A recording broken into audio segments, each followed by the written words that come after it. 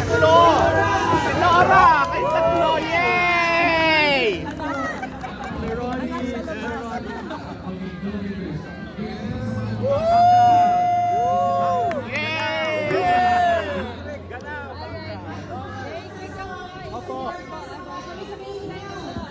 Sabay kayo magsalita.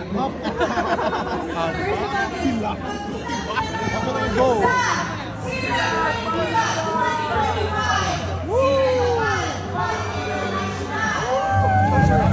Congratulations, half of the world po. Ang your locket, your thoughts about it.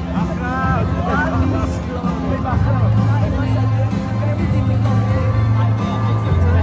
But we did it. Praise the Lord.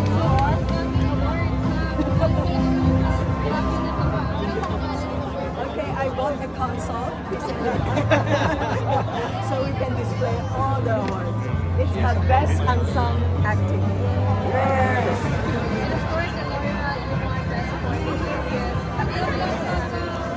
Sobrang grateful and thankful na nangyari to. And actually, thankful ako na nakasama ako sa pelikula kasi story nga ni Miss Arito. And ayun, napakahusay din ni Direk G. Sobrang thankful ko din nakasama ko tong cast na to. So, ayun, yun. Thank you so much. Ma'am Rebecca, are we looking at another international screening for Yes, up next in October is San Diego Film Festival, USA.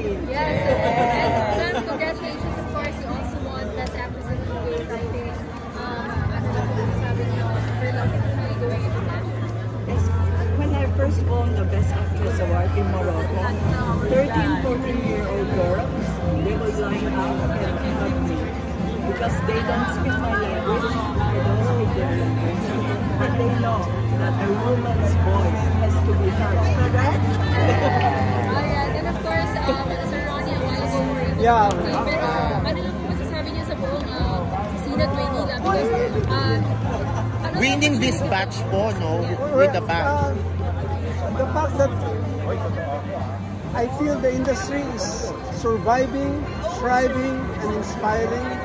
It's a big deal for me that I'm still witnessing this.